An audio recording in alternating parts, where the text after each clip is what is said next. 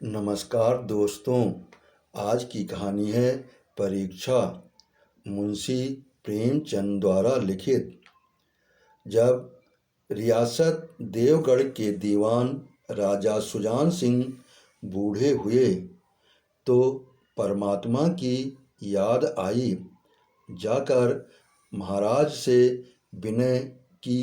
दीनबंधु दास ने श्रीमान की सेवा 40 साल तक की। अब मेरी अवस्था भी ढल गई। राजकाज संभालने की शक्ति नहीं। कहीं भूल चूक हो जाए तो बुढ़ापे में दाग लगे। सारी जिंदगी की नेकनामी मिट्टी में मिल जाए। राजा साहब अपने अनुभवशील नीति कुशल दीवान का बड़ा आदर करते थे। बहुत समझाया, लेकिन जब दीवान साहब ने एक न माना तो हार कर उनकी प्रार्थना स्वीकार कर ली, पर शर्त ये लगा दी कि रियासत के लिए नया दीवान आप ही को खोजना पड़ेगा। दूसरे दिन देश के प्रसिद्ध पत्रों में ये विज्ञापन निकला कि देवगढ़ के लिए एक सुयोग्य दीवान की जरूरत है। जो सज्जन अपने को इस पद के योग्य समझें वे वर्तमान सरकार सुजान सिंह की सेवा में उपस्थित हों। ये जरूरी नहीं है कि वे ग्रेजुएट हों, मगर हिष्ट पुष्ट होना आवश्यक है।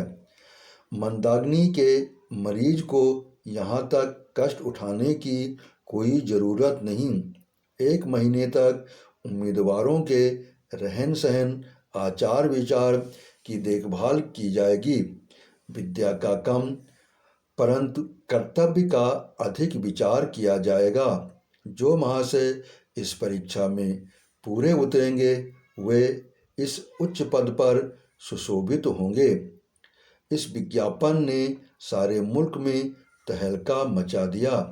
ऐसा ऊंचा पद और किसी प्रकार की कैद नहीं, केवल नसीब का खेल है। सैकड़ों आदमी अपना अपना भाग्य परखने के लिए चल खड़े हुए। देवगढ़ में नए नए और रंग बिरंगे मनुष्य दिखाई देने लगे। प्रत्येक रेलगाड़ी से उम्मीदवारों का एक मेला सा उतरता। कोई पंजाब से चला आता था, कोई मद्रास से, कोई नई फैशन का प्रेमी, कोई पुरानी सादगी पर मिटा हुआ। पंडितों और मौलवियों को भी अपने अपने भाग्य की परीक्षा करने का अवसर मिला। बेचारे सनद के नाम रोया करते थे। यहाँ उसकी कोई ज़रूरत नहीं थी। रंगीन एमामे, चोगे और नाना प्रकार के अंगरखे और कंटोप देवगढ़ में अपनी सज धज दिखाने लगे। लेकिन सबसे विशेष संख्या ग्रेजुएटों की थी, क्योंकि सनद की कैद न होने पर भी सनद से पर्दा तो ढका रहता है। सरदार सुजान सिंह ने इन महानुभावों के आदर सत्कार का बड़ा अच्छा प्रबंध किया था। लोग अपने अपने कमरों में बैठे हुए रोजेदारों मुसलमानों की तरह महीनों के दिन गिन रहे थे। हर एक मनुष्य अपने जीवन को अपनी बुद्धि के अनुसार अच्छे रूप में दिखाने की कोशिश करता था। मिस्टर आ 9 बजे दिन तक सोया करते थे।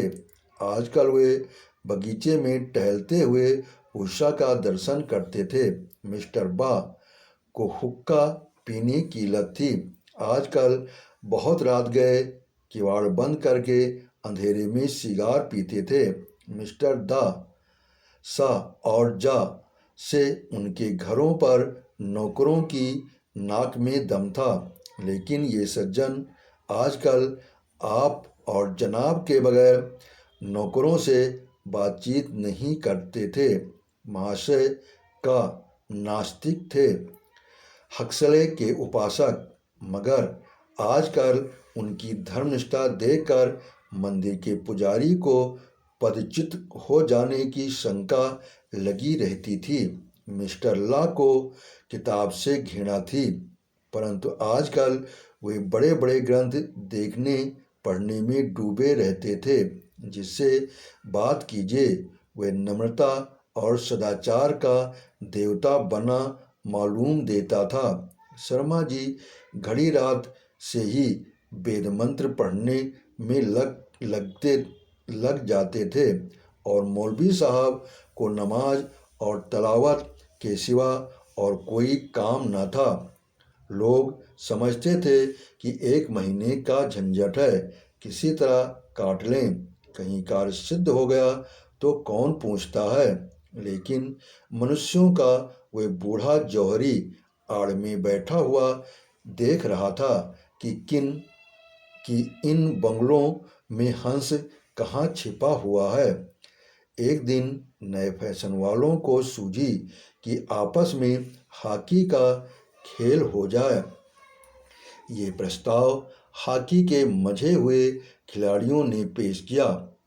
ये भी तो आखिर एक विद्या है, इसे क्यों छिपा रखें। संभव है कुछ हाथों की सफाई ही काम कर जाए। चलिए, तय हो गया। फील्ड बन गई, खेल शुरू हो गया और गेंद किसी दफ्तर के अप्रेंटिस की तरह ठोकरें खाने लगी। रियासत देवगढ़ में ये खेल बिल्कुल निराली बात थी। पढ़े लिखे भले मानुस लोग शतरंज और ताश जैसे गंभीर खेल खेलते थे। दौड़ धूप के खेल बच्चों के खेल समझे जाते थे। खेल बड़े उत्साह से जारी था।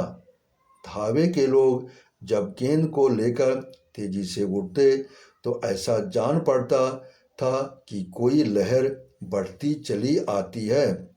लेकिन दूसरी ओर के खिलाड़ी इस बढ़ती हुई लहर को इस तरह रोक लेते थे कि मानो लोहे की दीवार है। संध्या तक यही धूमधाम रही। लोग पसीने से तरबतर हो गए। खून की गर्मी आंख और चेहरे से झलक रही थी। हाँफते हाँफते बेदम हो गए, लेकिन हार जीत का निर्णय न हो सका। अंधेरा हो गया था। इस मैदान से जरा दूर हटकर एक नाला था। उस पर कोई पुल न था। पथिकों को नाले में से चलकर आना पड़ता था। खेल अभी बंद ही हुआ था और खिलाड़ी लोग बैठे दम ले रहे थे कि एक किसान अनाज से भरी हुई गाड़ी लिए हुए उस नाले में आया। लेकिन कुछ तो नाले में कीचड़ था और कुछ उसकी चढ़ाई इतनी ऊंची थी कि गाड़ी ऊपर न चढ़ सकती थी। वे कभी बैलों को ललकारता, कभी पहियों को हाथ से ढकेलता, लेकिन बोझ अधिक था और बैल कमज़ोर। गाड़ी ऊपर को न चढ़ती और चढ़ती भी तो कुछ दूर तक चढ़कर फिर खिसक कर नीचे पहुंच जाती। किसान बार बार जोर लगाता और बार बार झुंझलाकर बैलों को मारता, लेकिन गाड़ी उभरने का नाम न लेती। बेचारा इधर उधर निराश होकर ताकता, मगर वहाँ कोई सहायक नजर न आता। गाड़ी को अकेले छोड़कर कहीं जा भी नहीं सकता था। बड़ी आपत्ति में फंसा हुआ था। इसी बीच में खिलाड़ी हाथों में डंडे लिए घूमते घामते उधर से निकले। किसान ने उनकी तरफ सहमी हुई आंखों से देखा, परंतु किसी से मदद मांगने का साहस न हुआ। खिलाड़ियों ने भी उसको देखा, मगर बंद आंखों से, जिनमें सहानुभूति न थी। उनमें स्वार्थ था, मद था, मगर उदारता और वात्सल्य का नाम भी न था। लेकिन उसी समूह में एक ऐसा मनुष्य था जिसके हृदय में दया थी और साहस था। आज हॉकी खेलते हुए उसके पैरों में चोट लग गई थी। लंगड़ाता हुआ धीरे धीरे चला आता था। अकस्मात उसकी निगाह गाड़ी पर पड़ी। ठिठक गया। उसे किसान की सूरत देखते ही सब बातें ज्ञात हो गईं। डंडा एक किनारे रख दिया, कोट उतार डाला और किसान के पास जाकर बोला, मैं तुम्हारी गाड़ी निकाल दूं।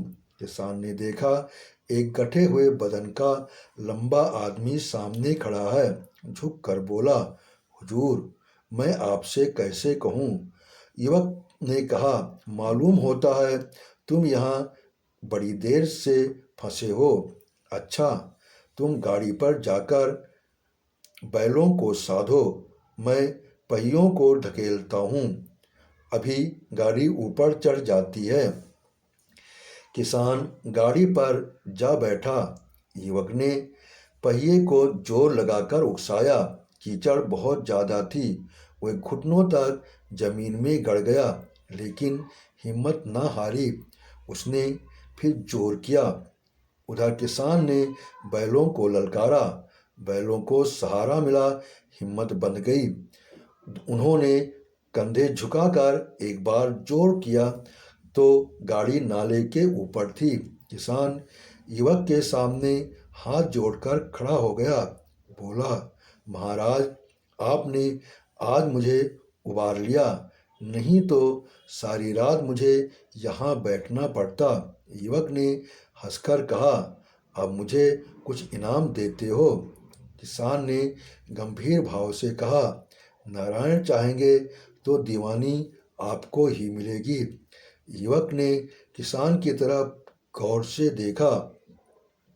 उसके मन में एक संदेह हुआ, क्या ये सुजान सिंह तो नहीं है। आवाज़ मिलती है, चेहरा मोहरा भी वही। किसान ने भी उसकी ओर तीव्र दृष्टि से देखा। शायद उसके दिल के संदेह को भांप गया। मुस्कुराकर बोला, गहरे पानी में बैठने से ही मोती मिलता है। निदान महीना पूरा हुआ। चुनाव का दिन आ पहुंचा। उम्मीदवार लोग प्रातःकाल ही से अपनी किस्मत का फैसला सुनने के लिए उत्सुक थे। दिन काटना पहाड़ हो गया। प्रत्येक के चेहरे पर आशा और निराशा के रंग आते थे। नहीं मालूम आज किसके नसीब जागेंगे। न जाने किस पर लक्ष्मी की कृपा दृष्टि होगी।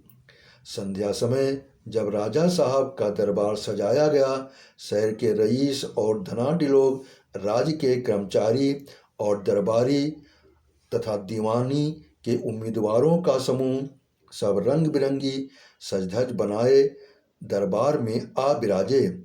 उम्मीदवारों के कलेजे धड़क रहे थे। जब सरदार सुजान सिंह ने खड़े होकर कहा, मेरे दीवानी के उम्मीदवार महाशयों, मैंने आप लोगों को जो कष्ट दिया उसके लिए मुझे क्षमा कीजिए। इस पद के लिए ऐसे पुरुष की आवश्यकता थी जिसके हृदय में दया हो और साथ साथ आत्मबल। हृदय वो जो उदार हो, आत्मबल वो जो आपत्ति का वीरता के साथ सामना करे। और रियासत के सौभाग्य से हमें ऐसा पुरुष मिल गया है। ऐसे गुण वाले संसार में कम हैं। जो हैं वे कीर्ति और मान के शिखर पर बैठे हुए हैं, उन तक हमारी पहुंच नहीं।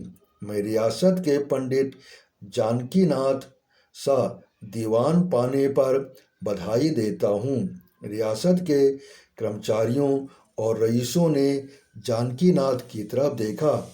उम्मीदवार दल की आंखें उधर उठीं, मगर उन आंखों में सत्कार था, इन आंखों में ईर्ष्या।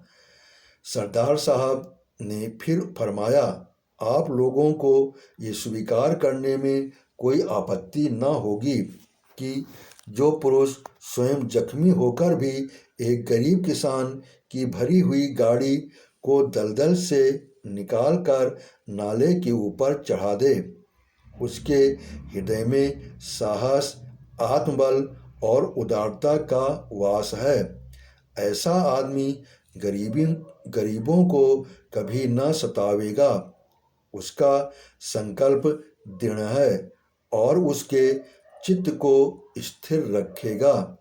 वे चाहे धोखा खा जाए, परंतु दया और धर्म से कभी न हटेगा। आपने कहानी सुनी, इसके लिए आपका बहुत बहुत धन्यवाद। आपने सब्सक्राइब किया, इसके लिए मैं दिल से आभारी हूँ।